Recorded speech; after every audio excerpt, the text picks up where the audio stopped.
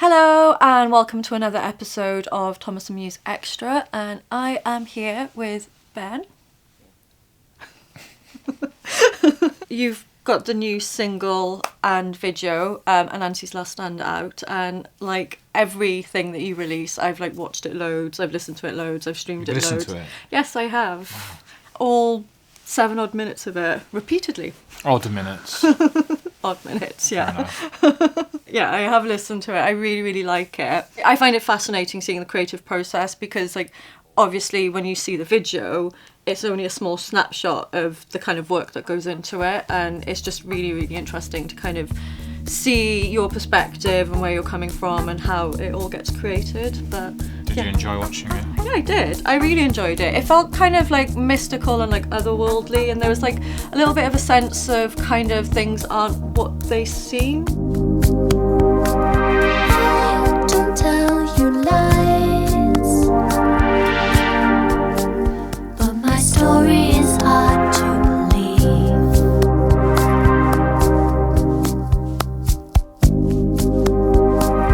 I could save the land, but the future is all you can see. It felt a little bit like a sort of more like darker version of Magic Circle. It's meant to be the same kind of world. Yeah. Don't ask me what kind of world. What kind of world? It's like a made-up world. Made up world, I yeah. think it's just playful and it's just imaginary. It's like places and characters, and it allows me to just, kind of dip in and out and write different things. One of the things I liked about the video is the writing on the mirrors and things and how it kind of changed. Like you had things like Hope and then there was Hide, which I thought was really interesting. I really struggle talking like this about the tracks because I put so much into the tracks themselves. I kind of feel like it's done now and it's in the music and it's in the words and it's down to everybody else to interpret it. But I understand that that's not good enough. It's like, no, tell me more. Because like I know I've got like my thoughts and feelings on it, and everyone's going to have that because it's subjective. But I do find it interesting to hear what you were sort of, what was going on in your mind, like what the thought process was with it all.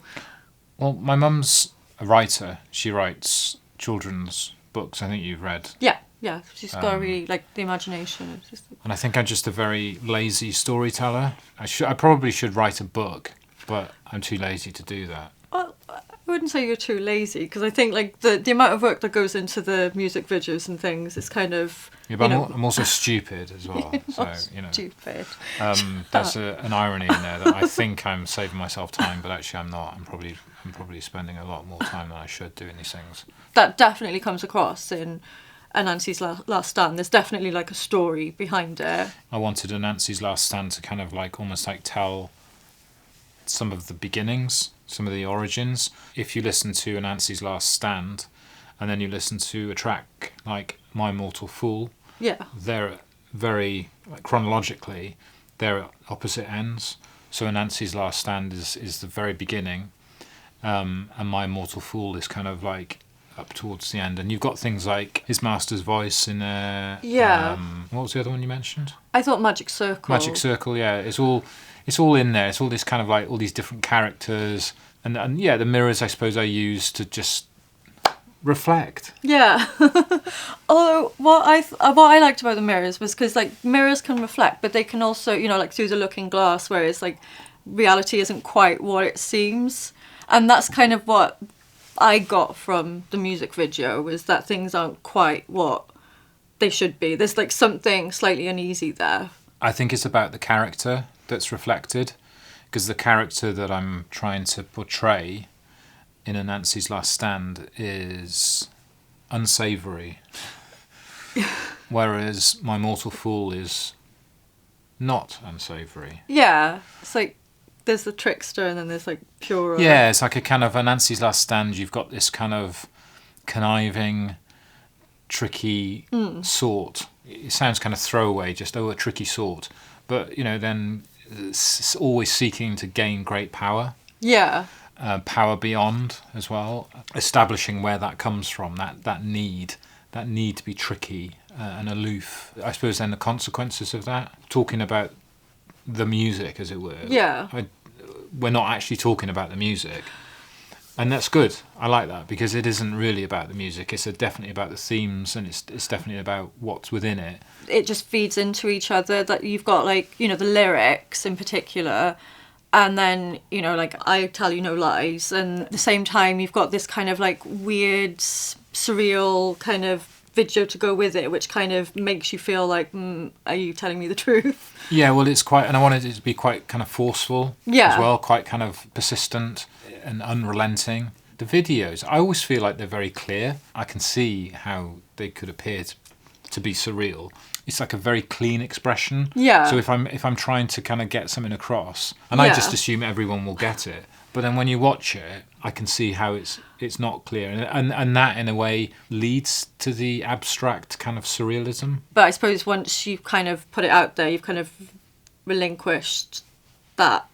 Yeah, thing. but I think in surrealism there is often very clear statements. Yeah. It's just the context sometimes is skewed, so we receive it in a kind of like, what do they mean? What's that about? I've got my own thoughts when I watch the video because I've got my own experiences. So it's kind of like I can see what you were doing, but at the same time, like, my own perception is kind of putting my own bias on it. And I think a lot of people probably do that, where it makes it more subjective. A statement that is easier to understand gives you more information.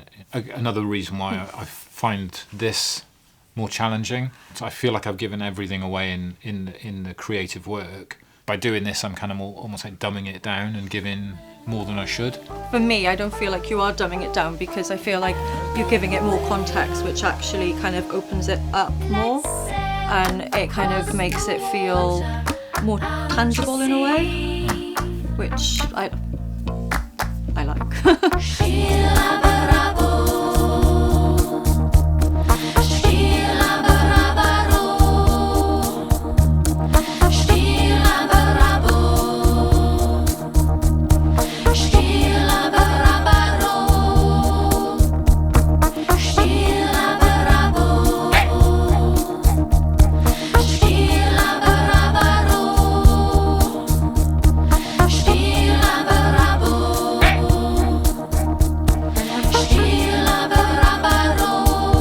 The track is epic, which I like, because it's kind of like, it feels like there's like a simple thread to it, but then there are moments where it's almost like the bottom drops out and it's all very kind of, I'm trying to think of the right word, not folksy, because it's not a folk song, but it's got that kind of feeling of sort of... I wanted it to feel like it was coming from me, like my actual body.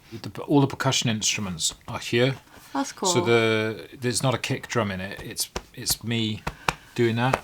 I can remember recording one of the earlier albums with Scott Hammond on drums, and I remember asking Scott how he wanted his kick drum to sound, and he did that. He was like, I want it to sound like that. Yeah, so I kind of get a microphone as close as I can. And that's the kick sound on the album, and then out of that it's just sounds around the body just to get the percussive sounds, and it gave a really nice kind of just a feeling like it was. I like that thing that it's coming from here. It's like there's like a depth to it. It's like coming. It's like One of the other things I like about this track is that it's like with all of your songs actually. There's like they're different, but they're still a Thomas Muse sound to it, which I find really interesting, that you're able to still capture a sort of sound that's like quintessentially yours. We released This Isn't Rage, and then we released ANANSI'S Last Stand, which are very, very different. The important thing is the trumpet. It's to explore the sound around a trumpet centric sonic identity. So the trumpet is like kind of always there in a way. Even if you can't recognise it, it's there somewhere. And just seeing how much can we do out of that. That's ultimately what the sound is. Is like we can do anything we want to, so long as it's got a kind of trumpet-centric identity to it at its core. Yeah, I can definitely feel that when I'm listening to your music. Like even when you're different effects with the trumpet, it's still your voice almost. It's that kind of and trying to say things through the trumpet without words. In Anansi's Last Stand, so you've kind of got the trumpet as a voice, but then obviously you've got Lucy singing and some of your vocals as well. And I quite like the fact that you've got, on one hand, you've got these like really clear lyrics that you really like enunciate, and then you've also got words that are not really words, but they sound like words. Yeah, and I've noticed there's a bit of a theme. Maybe they're my words. Because I've noticed there's a bit of a theme with some of your songs, because there's like in the Scenes of Winter album, quite a few of the songs on there had a really similar. I mean, I just like putting things out, like making language up. I'm like putting little. If you just do a little bit of digging, you can figure out what they are. Yeah. Just to try and put a bit more thought into it. Yeah. Well, I definitely feel that, because when I'm listening to your music, I never feel like, you know, sometimes if you're in the middle of doing something and you just put like a song on and you can kind of mindlessly, like, I never feel like that when I'm listening to your music. I feel like I have to listen to it because it's got so many layers and there's something new, like either with the trumpet sound or with something else that you're doing. There's always something that draws your attention, so it's just interesting to hear you talk about like the way that you process it all and you bring it all together. And going back to the video, I really like There's 3 versions, you know. I know there's 3 versions. I was just going to say about like the dance, like the movements, because like I like dancing and stuff, so whenever there's like a bit of motion, and I thought it was quite striking, some of the, you know, the arms, and then watching sort of Lucy doing the sort of dance, and like you like, and then the way that you were both moving when you had like the lyrics on the screen, and then there was like the 2 of you each side like moving around, and it was almost a bit jarring, but it was interesting. I've got no idea what I'm doing. I'm not a dancer. It's purely an expressive statement. It's flailing about. That's what it is. But it fits. It's like it's almost like conscious flailing. It's like flailing that matches the. I suppose it's for those times, is to reflect kind of an uninhibited kind of condition of seeking to express what's going on, whatever that may entail, whether it's through the music and playing a line, or delivering a lyric, or it's some kind of movement. If that's what's needed to, this is what I want to say, then you've got to do it, and you've got to kind of like make sure your body's loose enough to be able to do it. It's like just another way of expressing. Yeah, definitely. The story. Effectively expressing yourself with minimum means. Like that. Which I can subscribe to. Yeah. Because I have minimum means. Well, you've got a body, so that's a start. Yes. One of the parts of the video that really like jumped out to me was where you had "You Are Not Broken" on your arm, and that kind of like, when that came up on the screen, it kind of almost made my heart jump a little bit, because it was so sort of, it was almost like it was breaking the fourth wall. It was like talking to the viewer, and it just kind of, I don't know, it kind of sealed it all even more for me. It's kind of like a magic trick. So the "You Are Not Broken" is almost like an abracadabra moment. The idea is that this kind of tricky character is trying to uncover the secrets of immortality. That's one of the kind of like the big kind of reveal tricks. Because it did kind of, when it came up on the screen, it felt a little bit like a electric shock seeing it, and just kind of, which I guess then would probably resonate with a lot of people. So when they're watching it, it's kind of, they're being drawn into Anansi's world, I guess. Yeah. With that one moment. And once you're drawn into a world, once somebody's able to do that, to kind of draw you in, you know, that's where the power starts. On one level, you can just take it as a kind of like, it's a song. It's you could say it's a love song even. You could just say it's just a piece of music with a few imagery things. Or you could say there's more to it, and you could read into it. And if you do want to read into it, there's a huge amount to read into it. Yeah. I think everybody's going to see it in a different way. So even if I say, oh, that's about that, somebody else may feel something else, and that's fine. It doesn't have to resonate with people according to how I've delivered. So if people feel something completely different, it could mean something completely different to somebody else, and that's fine. I know what it means to me, and even that may change. Yeah. You put these things together with a certain kind of like, with a certain rigidity, but then it starts to free up, and it's very flexible, and it may go somewhere else. And it can. And I hope it does. Yeah, I definitely felt that it's one of those videos where, because it's got so many layers that how I feel about it today might change next week because something else has come up, and I imagine a lot of people watching it will probably feel the same. So, kind of like bringing in their own sort of feelings for it. The video is on TMTV. Is that all of the versions, or All just the versions all the will be versions? on TMTV.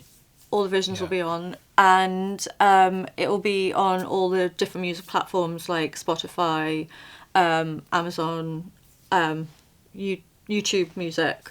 It goes to out check. goes out everywhere, so it's readily available for people to. And obviously it'll be watch on and to Thomas stream. Muse, the website as well. Yeah. So if you go to new releases, there will be Anansi's Last Stand there, so you can listen to it, and then it'll link to all of the different sites that it's on as well. Yeah, So and that's the most fun part is knowing that people can listen and stream, and that's what it's all about. and take it in, and Yeah. then form their own opinions, and then Definitely. yeah, I'm gonna go and look for all the versions now because I've only seen the one, so I'm gonna go and check out all the versions. So yeah, do the same. Go and listen to it, check out all the versions, and let us know what you think.